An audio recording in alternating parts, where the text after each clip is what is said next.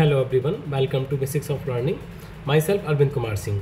तो आज हम स्टार्ट करेंगे लीगल प्रैक्टिस के संबंध में, और बहुत शुरुआत से ही हम शुरू करेंगे।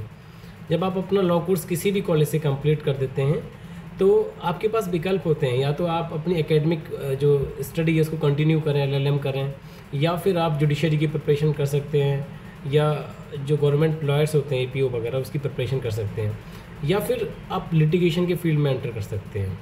जब आप लिटिगेशन को चुनते हैं इस स्टेज पर, तो सिविल प्रैक्टिस के लिए, या फिर क्रिमिनल प्रैक्टिस के लिए, या रेवेन्यू की प्रैक्टिस के लिए, या टैक्सेशन से रिलेटेड, या कॉर्पोरेट से रिलेटेड आपके पास वेरियस फील्ड्स होते हैं जहाँ आप एंटर कर सकते हैं। तो जो आप लॉ कोर्स में पढ़ते हैं बेसिकली फर्स्ट ईयर्स में, और हर कोर्स को ना इस तरीके से डिज़ाइन किया जाता है कि आपको एक कंप्लीट बैकग्राउंड, एक कंसेप्चुअल क्लैरिटी इस स्टेज तक हो जाए, और यहाँ तक कोई एक स्पेशलाइजेशन नहीं होता। लॉ कोर्स में आप सभी चीज़ें वो प्रैक्टिस की पढ़ते हैं, जो अगर आप सिविल में डील करें तो सिविल का भी कर सकते हैं, क्रिमिनल का भी, जो मैंने अभी डिफरेंट डिसिप्लिन्स आपको बताए थे उसके संबंध में।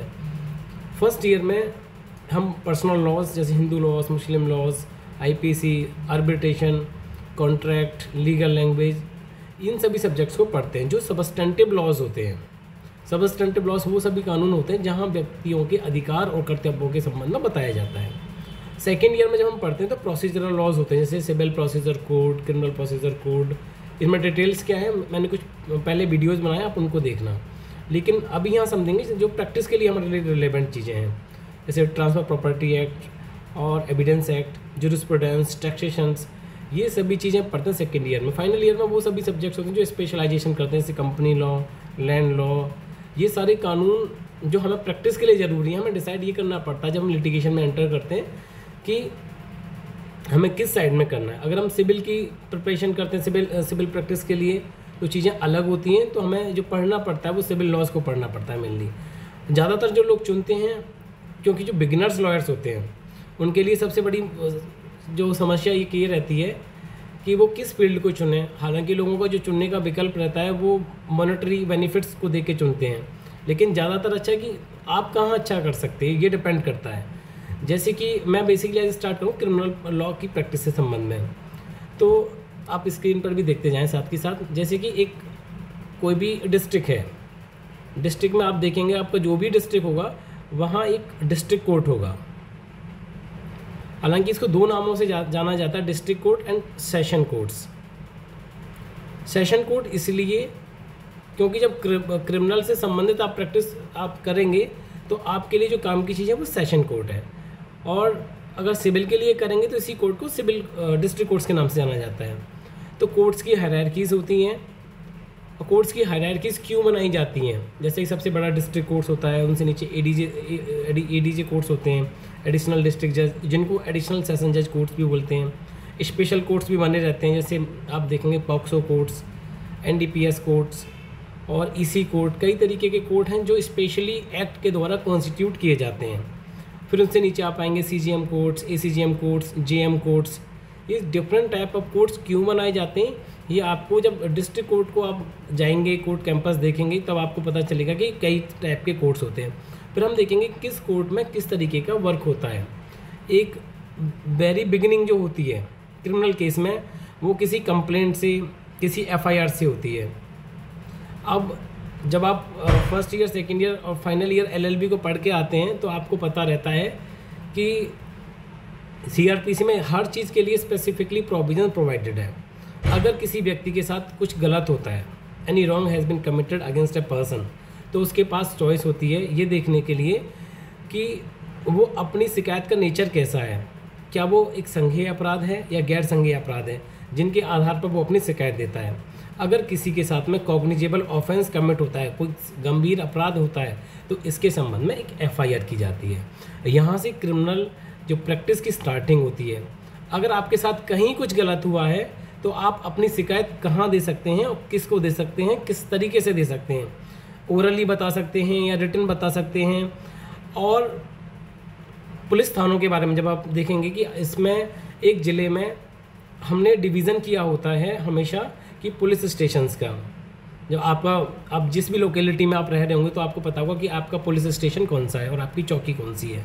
तो क्रिमिनल की प्रैक्टिस में बहुत ज़्यादा ज़रूरी होता है कि आप ये देखें कि जो क्षेत्राधिकार बनाए जाते हैं, जहाँ थाने स्थापित किए जाते हैं, वो एक सीमा भाग के अंतर्गत किए जाते हैं, ताकि इस क्षेत्र में कोई भी अपराध होते हैं जिनके संबंध में कोई भी संज्ञेय घटना कारित की जाती है, उनकी सूचना यहाँ दर्ज की जाएगी, जिसको प्रथम सूचना बोला जाता है। अब एफआईआर होने के बाद अगली प्रक्रिया क्या होती है, वो एक क्रिमिनल ट्रायल का पार्ट होता है। हम यहाँ डिस्कस कर रहे हैं सिर्फ क्रिमिनल प्रैक्टिस के बारे में। तो आप थानों के संबंध में समझेंगे कि सभी थाने जो बनाए जाते हैं वो इसलिए बनाए जाते हैं ताकि किसी के साथ में कोई घटना होती है तो वो अपनी सूचना थाने पर पंजीकृत कराएं। अगर क्या होता है कि अगर थाने पर कोई शिकायत नहीं ली जाए तब आप क्या कर सकते हैं, तो उसकी रेमेडीज़ अवेलेबल हैं। थाने से अलग जो भी उसको प्रोसाइड करता है, जो भी एसएचओज होते हैं या फिर सब इंस्पेक्टर्स होते हैं, उनके रोल ड्यूटीज़ क्या हैं वो स्पेशल एक्ट में प्रोवाइडेड है, वो हम वहाँ पढ़ते हैं। जब हम डिस्ट्रिक्ट कोर्ट्स में एंटर करते हैं तो हमें पता है कि डायरेक्टली हमारे पास या तो हमें कोर्ट को अप्रोच करना पड़ता है या थाने को अप्रोच करना पड़ता है। जब हमारी शिकायत थाने स्तर पे नहीं सुनी जाती है तब हमें जो उच्च अधिकारी रहते हैं पुलिस के, उनको अपनी शिकायत देनी पड़ती है। अगर वो भी सुनने से मना करते हैं तो हमें तब कोर्ट में आते हैं। जब हम कोर्ट में एंटर करते हैं तो जो जेएम कोर्ट्स होते हैं, जुडिशियल मजिस्ट्रेट कोर्ट्स होते हैं, वो इस तरीके से डिवाइड होते हैं कि थाने की स्पेशल कोर्ट्स, अगर आपका कोई भी थाना ए है तो थाना ए की स्पेशल कोर्ट जेएम कोर्ट्स। तो ये आपकी जो प्रक्रिया है वो क्रिमिनल प्रोसीजर कोड में गिवन है। बेसिकली लिटिगेंट्स या कोई भी न्यू इनरोल्ड एडवोकेट, उनके साथ में सबसे बड़ी समस्या होती है कि कैसे स्टार्ट करें चीज़ों को, तहरीर कैसे किस तरीके से लिखा जाए। मैंने एक वीडियो अपलोड किया था एफआईआर के संबंध में कि एफआईआर क्या होती है, किस तरीके से इसको लिखा जाए। इसी तरीके से जो क्रिमिनल की प्रैक्टिस है उसमें स्टार्टिंग की चीज़ें होती हैं कि आप अपना लीगल इन्फॉर्मेशन किस लेवल का रखते हैं, आप क्या आइडेंटिफाई कर पाते हैं कि किसी के साथ अगर वो गलत है वो किस तरीके का गलत है। ज़्यादातर लोग क्या करते हैं, कोई घटना हुई तो उसको अतिशयोक्ति में, मतलब बढ़ा चढ़ा के कुछ भी लिख देते हैं, जो लेटेस्ट स्टेज ऑफ प्रोसीडिंग्स वो सक्सेसफुल नहीं हो पाता है। तो इसीलिए ज़रूरी होता है कि हमारे साथ में जब हम एक इस फील्ड में एंटर कर रहे हैं क्रिमिनल साइड से, तो हमें लीगल नॉलेज अपने सब्जेक्ट की अच्छी होनी चाहिए ताकि हम क्रिमिनल प्रैक्टिस में अच्छा कर सकते हैं।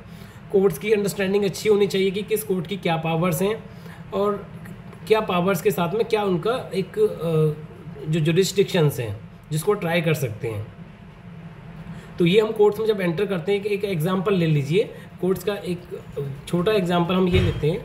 जब आप कोर्ट रूम में एंटर करते हैं आप इस तरीके का कुछ माहौल देखते हैं। वहाँ पर बेसिकली जो ये मेन सीट है, यहाँ जज साहब प्रिसाइड करते हैं और इनके साइड में रीडर्स होते हैं जो डेली की फाइल्स होती हैं कोर्ट की, जिनको रिकॉर्ड मेंटेन करते हैं।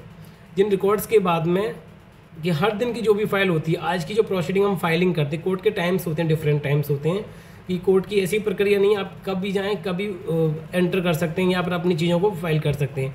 कोर्ट में अपनी शिकायत को फाइलिंग का भी टाइम होता है। फाइलिंग किस तरीके से की जाती है, हर डिस्ट्रिक्ट कोर्ट कैंपस में फाइलिंग सेंटर्स होते हैं। आपके डॉक्यूमेंट किस तरीके से प्रिपेयर्ड होते हैं और डॉक्यूमेंट्स के साथ में आपको क्या एनेक्शर्स लगाने होते हैं, क्या परफॉर्मेंस होते हैं जो डिस्ट्रिक्ट कोर्ट में जो कंपलसरी होते हैं जब हम कोई भी फाइलिंग करते हैं। कोर्ट में फाइलिंग का टाइम अलग रहता है, एडमिशन का टाइम अलग होता है, सिविल के जब मैटर सुनती है अदालत तो उसका टाइम अलग रहता है, जब क्रिमिनल के मैटर सुनती है तो उसका टाइम अलग रहता है, जब बेल के मैटर सुने जाते हैं तो टाइम अलग रहता है।